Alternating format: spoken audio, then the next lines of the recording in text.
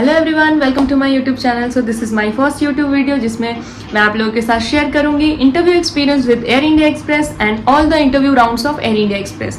So let's get into the video को end तक ज़रूर देखें और अगर वीडियो पसंद आए तो वीडियो को लाइक कर दें।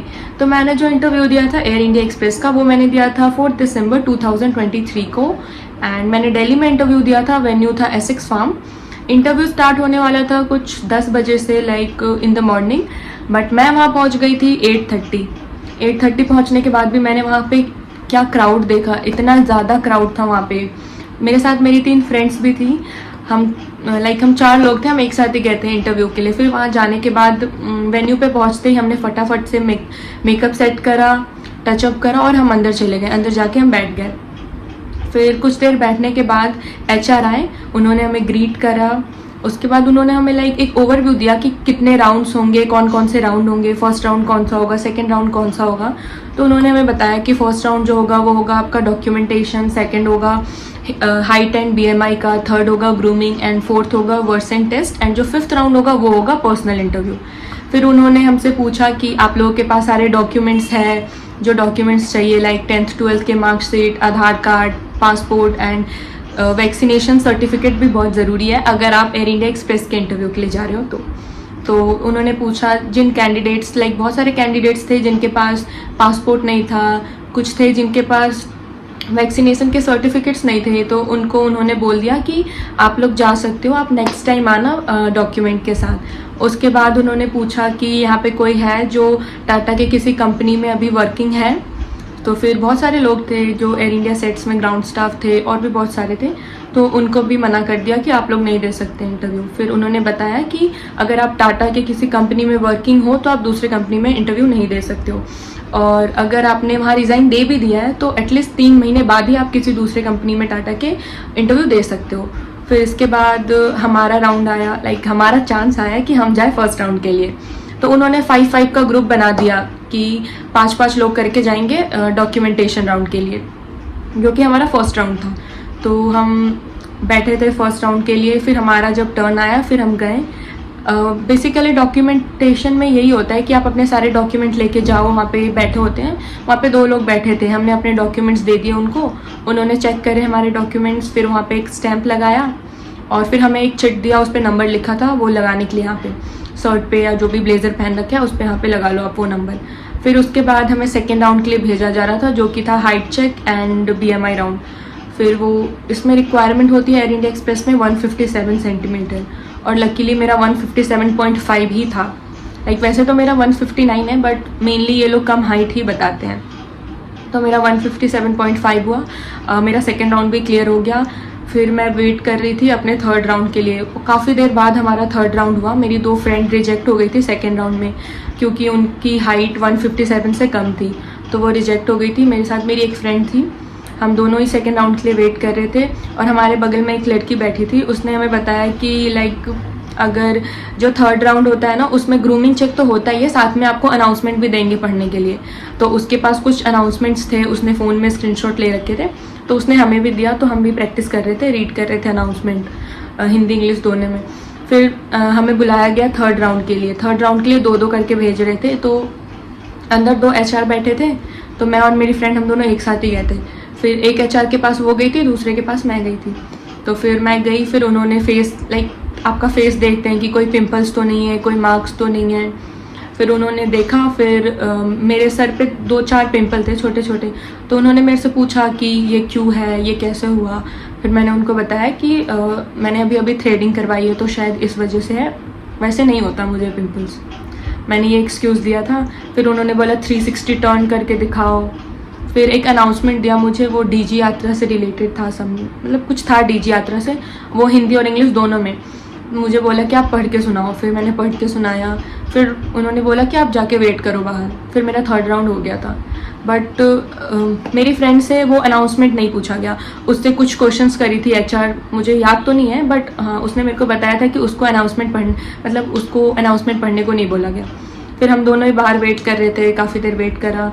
फिर उसके बाद उन्होंने बोला 2 बज गए थे, तो एक HR थी, उन्होंने आके बोला सबको कि आप लोग जाओ, आप लोग लंच कर लो, अभी आफ्टर 1 आवर हम फिर से लाइक अपना नेक्स्ट राउंड स्टार्ट करेंगे। फिर हम बाहर गए, हम लंच वंच करके फिर हम वापस आ गए। फिर उसके बाद हम वेट कर रहे थे थर्ड राउंड के रिज़ल्ट के लिए। फिर थर्ड राउंड का रिज़ल्ट आया तो जो लोग सेलेक्टेड थे उनका नाम बोला, और जो रिजेक्ट हो गए थे थर्ड राउंड में उनका नाम बोला। उनको साइड में बुलाया और उनको बोला कि आप लोग रिजेक्ट हो चुके हो, so good luck for next time. तो वो लोग चले गए। मेरी फ्रेंड भी रिजेक्ट हो गई थी थर्ड राउंड में, बिकॉज उसके सर पे पिगमेंटेशन थे और उसके हाथ में कोई कट के निशान भी थे। हाँ, और ग्रूमिंग राउंड में वो हाथ भी चेक करते हैं, एल्बो से ऊपर हाथ चेक करते हैं। अगर आपके कोई लाइट सा निशान है तो आप कंसील करके जा सकते हो। मेरे भी है लेफ्ट हैंड पे, मैंने कंसील कर लिया था। उसके बाद हमारा थर्ड राउंड हो गया, मैं सेलेक्टेड थी थर्ड राउंड में। फिर थर्ड राउंड के बाद हमें वेट करने को बोला। फिर काफ़ी देर वेट करी, करते वेट तो इतना ज़्यादा करना पड़ता है। फिर 2-2.5 घंटे वेट करने के बाद, क्योंकि बाकी लोगों का सेकंड थर्ड राउंड भी नहीं हुआ था तो उनका वो चल रहा था, तो हमें वेट करने को बोला था। फिर हमें एक HR आके बोली कि आप लोग वर्सेंट ऐप डाउनलोड करो। फिर मैंने पहले से ही डाउनलोड कर रखा था वर्सेंट ऐप, क्योंकि मेरी एक फ्रेंड थी, उसने पहले दिया था एयर इंडिया एक्सप्रेस में इंटरव्यू, तो उसको पता था वर्सेंट ऐप के बारे में, तो उसने मेरे को बता रखा था पहले से ही। तो मैंने पहले से ही डाउनलोड करके इंटरव्यू से पहले मैंने काफ़ी प्रैक्टिस कर लिया था उस ऐप से। बट उसके लिए फोर्थ राउंड के लिए वो चाहिए होता है ईयरफोन, बट मैं वो लेके नहीं गई थी। फिर मैंने डाउनलोड तो कर रखा था फिर, बट मेरे पास ईयरफोन नहीं था। तो मैंने बताया HR को कि मेरे पास ईयरफोन नहीं है। तो फिर उन्होंने मेरे को एक साइड में चेयर दे दिया कोने में जाके, बोला कि आप वहाँ जाके दे लो अपना टेस्ट। फिर मैंने अपना टेस्ट दिया। फिर नेटवर्क इशू हो रहा था, रिजल्ट ही नहीं पता लग रहा था मुझे। फिर उन्होंने बोला मेरे को कि आप एक बार बाहर जाओ, एक राउंड लगा के आओ, नेटवर्क इशू की वजह से रिजल्ट नहीं आ रहा है। फिर उसमें भी लाइक हाफ एन आवर लग गया, तब जाके मेरा रिजल्ट हुआ। मैंने 5 स्कोर करा था। कुछ लोगों ने 6 करा था, कुछ लोगों ने 5 करा था, बहुत मोस्टली ज़्यादातर लोगों ने 3 करा था, 3-4। तो शायद 3 से ज़्यादा 3, 4, 5, 6 आता है तो आप नेक्स्ट राउंड के लिए क्वालिफाई करते हो कि आप दे सकते हो नेक्स्ट राउंड। तो मेरा फोर्थ राउंड भी क्लियर हो गया था, मैंने 5 स्कोर करा था। फिर उन्होंने जिन्होंने 6 स्कोर करा था उनको फर्स्ट रो में बिठा दिया, 5 वालों को सेकंड रो में बिठा दिया, ऐसे करके। फिर वो फोर्थ राउंड के लिए सबसे पहले जिन्होंने 6 स्कोर करा था उनको भेजा। फिर मेरा नंबर आया, मैंने 5 स्कोर करा था, और जिन्होंने भी 5 स्कोर करा था वो एक एक करके सबको भेज रहे थे। फिर जब मेरा नंबर आया, मैं गई पर्सनल इंटरव्यू वाले राउंड के लिए। उससे पहले मैं बहुत नर्वस थी, क्योंकि बाकी राउंड्स तो ऑलमोस्ट इजी ही होते हैं एयर इंडिया एक्सप्रेस में। जो मेन होता है वो होता है पर्सनल इंटरव्यू राउंड। फिर मैं पर्सनल इंटरव्यू राउंड के लिए गई। फिर HR के पास मेरा रिज्यूम पहले से ही था, क्योंकि जब हम फर्स्ट में सबमिट करते हैं ना तो उनके पास होता है, तो उनके पास मेरा रिज्यूमे था। उन्होंने मेरा रिज्यूमे देखा। रिज्यूमे देखने के बाद मैंने उसमें मेंशन कर रखा था कि मैंने फ्रैंकफिन करा है, तो उन्होंने मेरे से फ्रैंकफिन के लिए पूछने लग गए कि फ्रैंकफिन क्यों करा, क्या सीखा फ्रैंकफिन में, कैसा क्या लगता है फ्रैंकफिन ज्वाइन करना वर्थ था या नहीं था, आप किसी को रेकमेंड करोगे आप फ्रैंकफिन ज्वाइन करने के लिए। तो मैंने इन सब के आंसर्स दे दिए, क्योंकि मैंने अपने रिज्यूमे में मेंशन कर रखा था फ्रैंकफिन, तो मैं ऑलरेडी प्रिपेयर्ड थी उस आंसर के लिए कि हाँ मैं ये सब बोलूँगी अगर मेरे से पूछा जाएगा तो उसका आंसर दे दिया मैंने। फिर उन्होंने मेरे से पूछा, वहाँ पे ना 2 HR थे, तो दोनों मिलके ही क्वेश्चंस कर रहे थे। तो एक HR ने मेरे से पूछा कि आपने ये वर्ल्ड कप के बारे में बताओ, मतलब वर्ल्ड कप से रिलेटेड उन्होंने मेरे से कुछ क्वेश्चंस करा था, मेरे को याद तो नहीं है, बट वर्ल्ड कप से रिलेटेड क्वेश्चन था।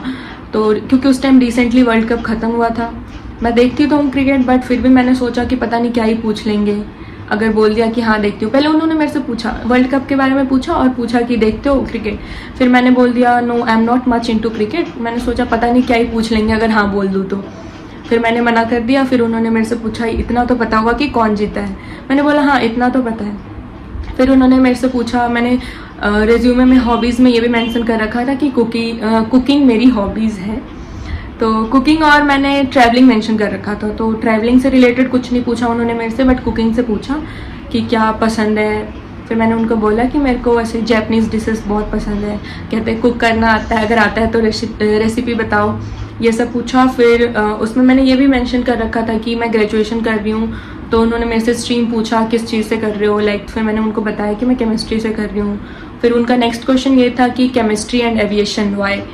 तो उन्होंने मेरे से जितने भी क्वेश्चंस करे थे सारे के सारे मेरे रेज्यूमे में से ही थे।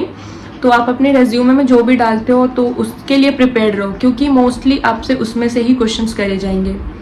तो मैंने सारे आंसर्स दे दिए थे। उसके बाद मुझे बोला कि आप बाहर जाके वेट करो, हम आपको बता देंगे।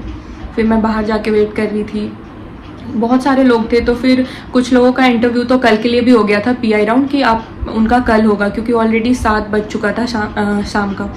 तो इस वजह से फिर मैं वेट कर रही थी। बहुत देर वेट करने के बाद सारे रिज्यूमे अंदर से आए।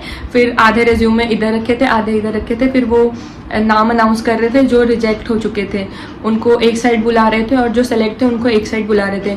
मैं काफ़ी देर से वेट कर रही थी कि मेरा नाम भी आएगा, किसी में तो आए, बट मेरा नाम ही नहीं आ रहा था। फिर काफ़ी देर वेट करने के बाद मेरा नाम आया कि सेलेक्टेड वालों में। फिर मुझे इधर बुलाया गया, तो सेलेक्टेड वाले एक साइड खड़े थे, रिजेक्ट जो थे वो अलग थे। तो फिर उनको बोल दिया कि आप लोग जा सकते हो, कि आप लोगों का क्लियर नहीं हुआ है। और हमें बताया नहीं था कि आप लोग सेलेक्टेड हो, बट हम समझ गए थे, क्योंकि जो रिजेक्टेड है उनको उधर खड़ा कर रहे थे और बोल रहे थे।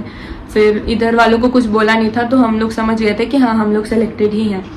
फिर ये हो गया क्लियर। फिर आधे, क्योंकि 7 बज चुका था, तो बहुत सारे लोगों का PI उस दिन हुआ नहीं था। उनको अगले दिन के लिए बोला गया था कि आप लोग हेड ऑफिस आ जाना गुड़गांव, वहाँ पे होगा आप लोगों का। तो फिर जिन लोगों का हो चुका था PI और जो सेलेक्टेड थे, रिजेक्टेड वाले तो जा चुके थे, और जो सेलेक्टेड थे उनको भी, जो एक HR थी, उन्होंने बोला कि सॉरी गाइस, आपका भी क्लियर नहीं हुआ है। फिर हम भी यही सोचने लगे कि ये क्या हो गया। फिर और मतलब सब मुड़ गए थे, सब बैग उठा के बस जाने ही वाले थे। तो फिर वो बोलती है, सरप्राइज गर्ल्स, आप लोग सेलेक्टेड हो। फिर सारे खुश होने लगे। फिर वो कह रही है कि अभी खुश होने की कोई ज़रूरत नहीं है, अभी मेडिकल बाकी है, मेडिकल के बाद ही खुश होना। फिर उन्होंने एक ग्रुप बनाया, एक स्कैनर दिया हमें, हमने वो स्कैन करके वो ग्रुप ज्वाइन करा। फिर उन्होंने हमें बोला कि आपको जो भी डिटेल्स होंगी मेडिकल से रिलेटेड या जो भी होगा, वो आपको आपके मेल पे चला जाएगा, और उन्होंने एक ग्रुप बना दिया था। फिर बस यही हुआ। और फिर इंटरव्यू के बाद मेडिकल में बहुत भागना पड़ता है, लाइक अराउंड 10-12 डे तो मेडिकल के लिए ये वो बहुत सारे डॉक्यूमेंट्स मांगते हैं। वो हर रोज़ कुछ ना कुछ मेल आएगा, कभी ये फॉर्म फिल करो, कभी वो करो, कभी ये रिपोर्ट भेजो, कभी वो रिपोर्ट भेजो। तो इंटरव्यू के बाद का जो 10-12 दिन होता है वो बहुत हेक्टिक होता है, बट हो जाता है सब। एंड अराउंड हमारा इंटरव्यू 4 को हुआ था, और लाइक 10-15 दिन में हमें बुला लिया था बैंगलोर ट्रेनिंग के लिए। हमें 18 को बुलाया गया था बैंगलोर, हमारी 19 से ट्रेनिंग शुरू हो गई थी।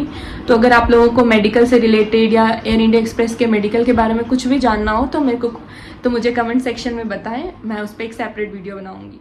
Thank you so much.